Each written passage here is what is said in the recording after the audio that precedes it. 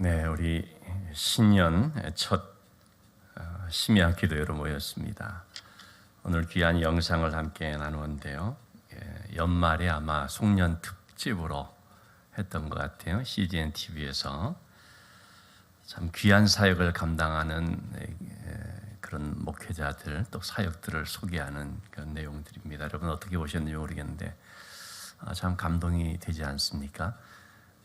그 중간에 두 번째쯤에 나온 한석봉 목사님이라는 분을 제가 한번 만난 적이 있었는데 뭐 때문에 만났었냐면 우리가 몇 년 전에 여러분 기억하실지 모르겠습니다. 제천에서 충북이죠. 제천에서 큰 화재가 나서 그때 젊은 목사님이 참 안타깝게 돌아가시는 일이 있었습니다. 그래서 우리 교회에서 가정을 지원하는 그 지원금을 좀 보내게 됐는데요. 그때 제가 가서 그 충주 제천 지역 그 교회 협의회 총무라고 하시는 목사님을 좀 만나서 그렇게 전달해 드렸는데 그분이 한석봉 목사님이라고 하는 아까 그 농촌 목회 참 잘하고 있는 그 분이었습니다. 자, 어쨌든 여러분 참 보면 요소에서 이렇게 사람들의 눈에 잘 안 띌지 모르지만은 정말 하나님의 귀한 사역을 감당하는 아주 귀한 종들이 많이 있는 것을 우리가 보게 됩니다. 지금도 농촌에서 자리를 지키면서 그곳에 사람이 있기 때문에 또 그곳에 영혼들이 구원받아야 되기 때문에 묵묵히 또는 수고하면서 또는 힘들고 어렵지만 마치 버티듯이 그렇게 하면서 감당해 나가시는 많은 분들이 있습니다. 여러분 우리는 직접 가서 돕지는 못한다 할지라도 그런 분들의 사역, 특히 농어촌 지역에서 선교적인 사명을 감당하면서 사역하시는 그런 분들을 좀 후원해주고 응원해주고 기도해주고 좀 뒷받침을 해줄 수 있는 돕는 교회가 되어야 하는 줄로 믿습니다. 그러면 새해 다시 한번 우리가 결심을 이제 하게 되는데요. 금년 한 해 우리 교회가 작년보다 더 많은 사역의 지평을 넓힐 수 있도록 그렇게 우리가 힘써야 하지 않을까 생각이 됩니다. 지금도 참 하나님을 사랑하면서 이렇게 살아서는 안 되는데 하는 고민을 가지고 하나님 앞에 엎드리는 사람들이 참 많이 있지 않습니까? 아브라함 당시에도 아브라함이 바로 그런 사람이었으리라고 생각이 됩니다. 여러분 창세기 1장부터 11장까지는 창세기의 하나의 서론이라고는 할 수는 없지만 어쨌든 앞부분이라고 볼 수가 있겠습니다. 아브라함이 나오기 직전까지 1장부터 11장까지의 내용, 창조하시고 타락하고 홍수로 심판하고 하는 그런 내용들이 나오죠.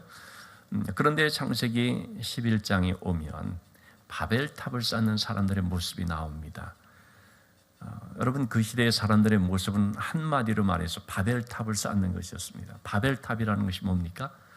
하나님께로 이르고자 하는, 하나님처럼 높아지고자 하는, 하나님과 맞먹고자 하는 그야말로 교만이 극에 달한 모습이지요. 사람들이 힘을 합해서 어떻게 하면 하나님 주신 문화 명령 또는 복음의 사명을 감당할까 하는 것이 아니고 서로 힘을 합해서 하나님께 이르자 그러면서 하나님을 향하여 도전해 나간 이것이 바로 그 당시 세상의 모습이었습니다. 이런 바벨탑을 쌓는 그 형편, 여러분 그러니까 영적으로 어떤 모습인지 우리가 상상이 될 수 있겠죠. 얼마나 악하고 혼탁해졌는지를 볼 수가 있죠. 자, 그런 시대 가운데 또 그런 사람들 속에서 하나님께서는 한 사람 아브라함을 주목했던 것입니다.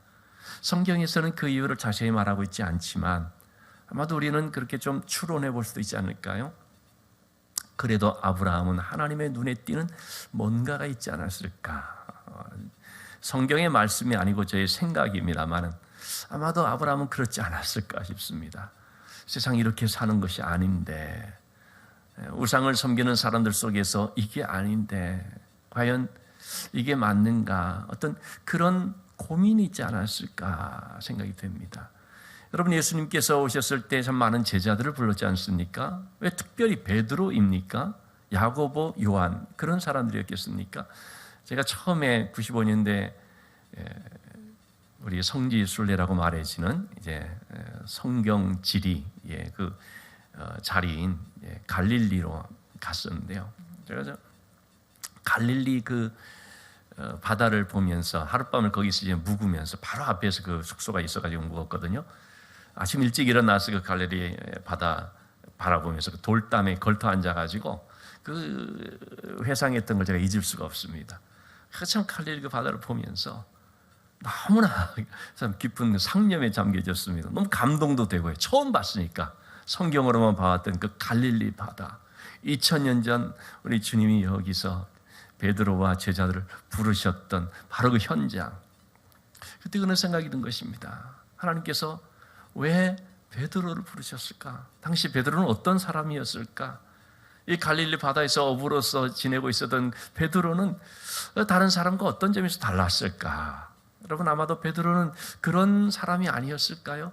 뭔가 고민을 하는, 하나님의 나라에 대해서 고민을 하고, 또는 하나님의 백성이 이스라엘 나라의 회복에 대해서 고민을 하고, 이렇게 사는 것이 아닌데라는 어떤 그런 고민이 있던 사람이 아니었을까? 다른 사람들은 전부 다 그냥 먹고 살기 바쁜데 뭐 그냥 그렇게 적당히 살아야지 하는 가운데서 이렇게 사는 게 아닌데 과연 이게 내가 바르게 살아가는 걸까 하는 어떤 그런 질문을 던지고 고민을 했던 그런 사람이 아니었을까 하는 생각을 좀 했던 시간이 있었습니다.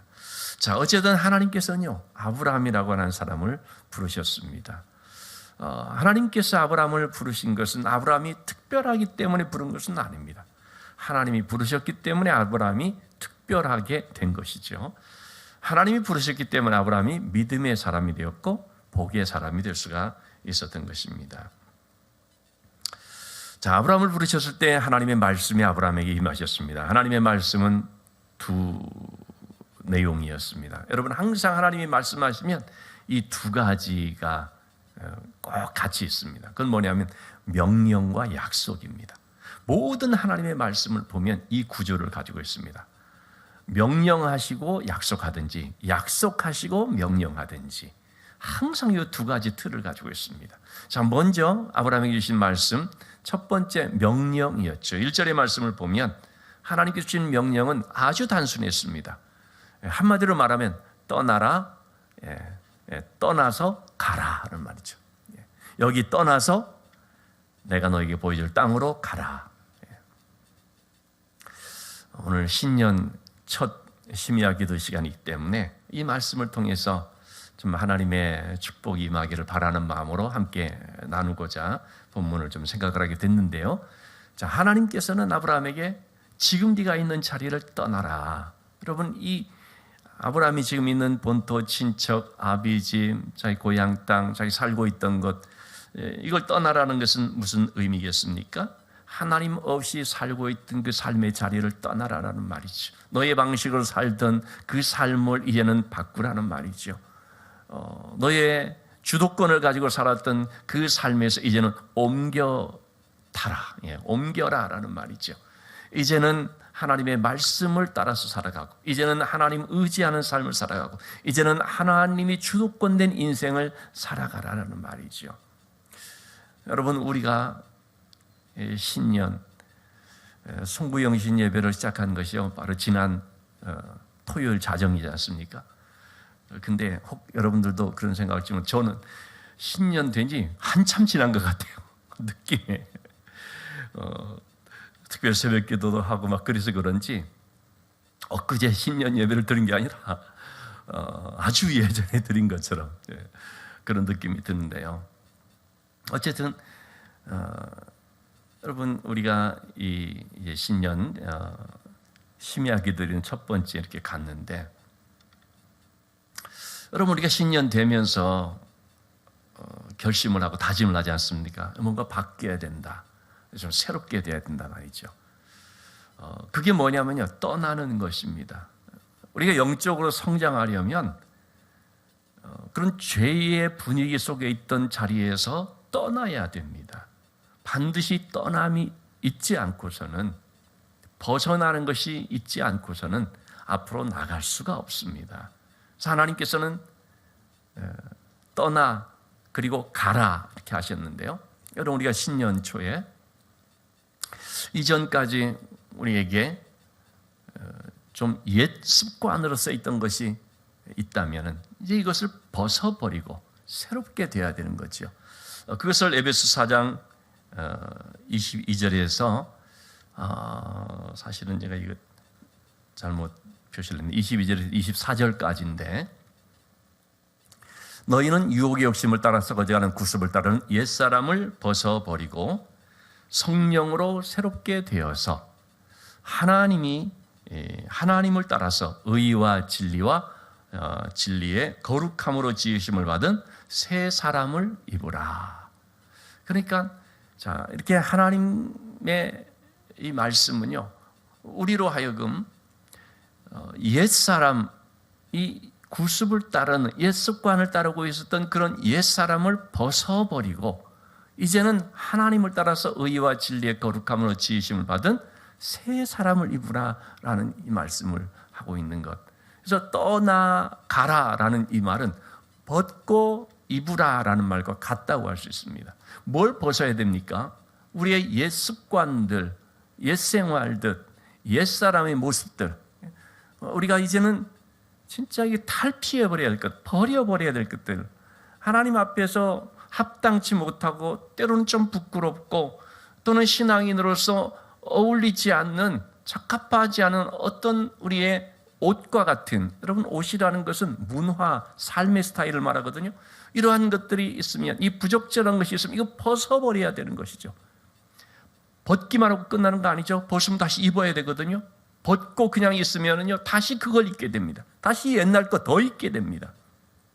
그러니까 이런 것을 다 내려놓고 벗어버리고 어떻게 해야 되느냐? 새 옷을 입는데 그 새 옷이라는 것이 뭡니까? 하나님을 따라 의와 진리의 거룩함으로 지으심을 받은 새 사람을 입으라는 거죠.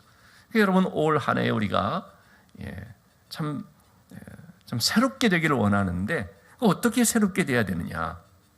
무조건 여러분 바뀌면 새로운 겁니까? 아닙니다. 새롭다라는 것은 뭡니까? 그 앞에 수식한 하나님을 따라 의와 진리의 거룩함으로 지음을 받은, 바로 그것을 입어야 한다는 거죠. 의와 진리와 거룩함, 이게 없으면 우리는 계속 옛날 것 입고 옛 생활로 다시 반복되는 거죠. 신년 초에 우리의 마음에 바로 이와 같은 다짐이 정말 깊이 새겨질 수 있으면 좋겠습니다. 내가 올해 하나님을 따라 의와 진리의 거룩함으로 지음을 받은 새 옷을 입어야 된다.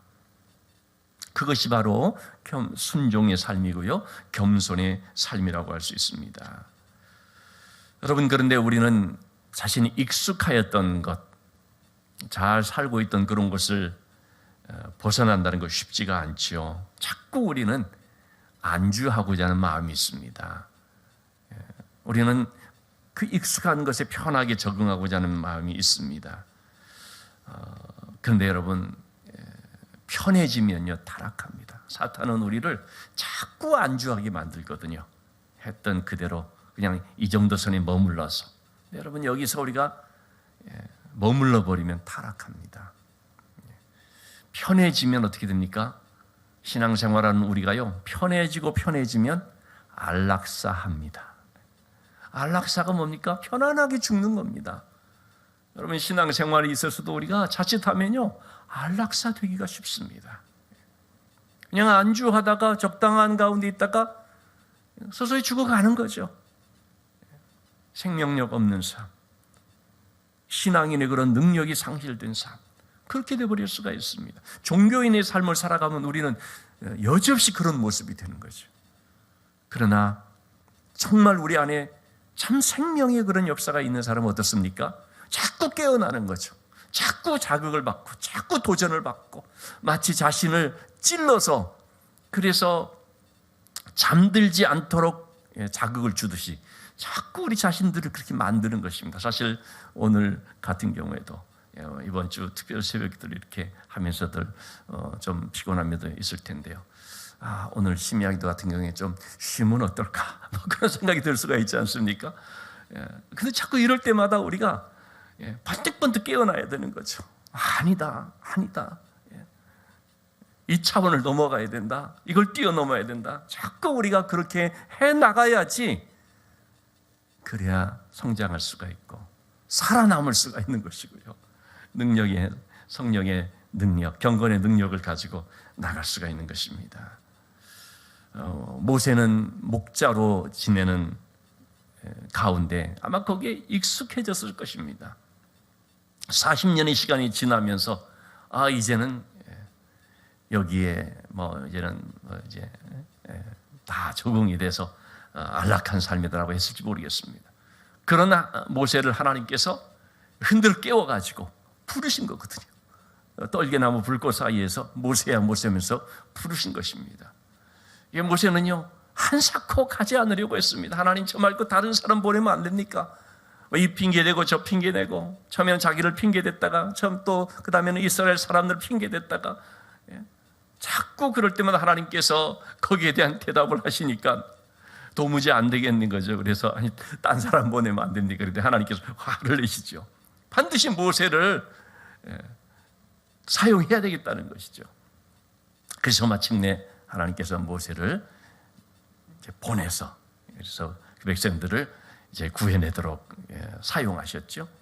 참 이렇게 우리는요 안주해지고자 할 때 하나님께서는 흔들어 깨우면서 떠나라. 여기 있으면 안 된다. 떠나라. 라고 합니다. 저는 그것을 좀 이렇게 표현하고 싶습니다. 마치 독수리가 자기 새끼를 훈련시키듯이 여러분 하나님께서 그렇게 말하지 않습니까? 신명기 말씀에서 내가 너희를 독수리가 새끼를 업고 건너듯이 건넜다 그랬는데 그럴 때 그 말씀하신 건 뭐냐면 독수리가 자기 새끼들을 그 둥지에서 나가게 만드는 그것을 말하죠. 여러분 독수리 새끼들은요 그 푹신푹신한 둥지 안에서 계속 머물기를 원하죠. 여기가 좋사오니 우리 밖에 나가기 싫다고 그냥 이렇게 살기를 원하는 것이죠. 그런데 어미 독수리는 어떡합니까? 갓난아기 좀 어릴 때는 그냥 둥지 안에 있게 보호하지만 이제 조금 자랄 만하게 되면은 여기 있으면 안 된다는 거죠. 여기 이 둥지에만 그냥 있어버리면 그들이 독수리로 태어났지만 절대로 독수리가 될 수가 없죠. 날개가 있지만 전혀 날 수 있는 그런 힘을 갖지는 못하죠. 날개가 있다고 나는 것이 아니거든요. 날 수 있는 훈련을 함으로써 날개에 힘을 길러야 날게 되는 거 아니겠습니까? 그런 것처럼 이 독수리는 어미 독수리는 새끼들을 밖으로 끄집어내는 거죠. 자, 그래서 이 어미 독수리는 그 둥지에 푹신푹신한 것들을 다 걷어내버리죠. 가시 막 찔리는 거 그냥 그거를 통해서 이 새끼들이 도저히 여기 견딜 수 없게끔 그래가지고 그들을 밖으로 내보내서 그래서 하늘 높은 곳에서 떨어뜨리고 날게끔 훈련을 시키는 거 아니겠습니까? 하나님께서도 우리를 그렇게 둥지 밖으로 내어보내는 거죠. 자꾸 나가게 하는 거죠. 오토버그라는 목사님이 그런 책을 썼습니다. 너희 배에서 뛰쳐나와라 라는 이제 그런 책인데 그 내용이 뭐냐면요. 예수님께서 물 위로 걸어오실 때 제자들은 예수님의 그 걸어오신 걸 보면서 예수님이시다 라고 했지 않습니까? 근데 베드로는 어떻게 했습니까? 제가 새벽 기도 때도 말씀드렸지만 베드로는 그 주님의 모습을 보면서 주님 주시거든 나로 명하여 물 위로 걷게 하옵소서. 그래서 주님께서 오라 했거든요. 여러분 베드로가 물 위로 걸으려면 어떻게 해야 됩니까? 배 밖으로 나가야 되는 것입니다. 그 넘실거리는 바다를 두려워하여서 그래서 배 안에만 머물러 있고 주저하고 있고 마음은 원이로 돼 발을 내밀지 못하고 그러면은 절대로 그 물 위로 발을 뻗을 수가 없고 걸을 수가 없는 거죠. 그래서 그 목사님의 책 제목이 배 밖으로 뛰쳐나와라. 배 밖으로 나와라 라는 이제 그런 내용이었습니다. 여러분 마찬가지거든요. 우리가 그 바다 위로 걷는 놀라운 이적과 은혜를 체험하려면 배 안에 있어서는 절대로 그게 이루어질 수가 없습니다. 나와야지만, 내가 지금 안정된 가운데 있는 어떤 이틀, 요거를 깨뜨려서 나오지 않으면 절대로 그런 하나님의 역사를 체험할 수가 없는 거죠. 하나님께서도 아브라함을 그렇게 나오도록 하는 것이 떠나라, 떠나서 내가 지시할 땅으로 가라라는 그런 말씀이 되겠습니다. 자, 그럴 때에 사실 주저하게 되고요, 그럴 때 불안한 것도 사실입니다. 그러나 말씀을 믿고 나가게 될 때 우리는 그것을 이루어낼 수가 있는 거죠. 그래서 히브리서 11장 8절 말씀에서 이렇게 말하고 있습니다. 아브라함이 하나님의 부르심을 받을 때 어떻게 했느냐? 믿음으로라는 거죠. 믿음으로. 눈에 보이는 것이 없었습니다. 그렇기 때문에 불안할 수 있습니다. 그럼에도 전혀 갈 바를 알지 못하면서 나갈 수 있었던 것은 믿음으로. 무슨 믿음입니까? 하나님께 대한 신뢰하는 믿음입니다. 여러분, 믿음이라는 것은 굉장히 폭넓은 의미를 갖는 것이죠. 하나님 믿는다는 것이 무엇이냐? 하나님께 대한 신뢰를 말하는 것이죠.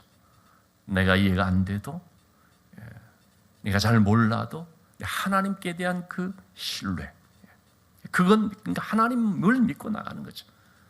하나님을 의지해서 나가는 거죠. 하나님이 책임져 주시고 하나님이 맡아주실 것을 믿고 나가는 것이죠.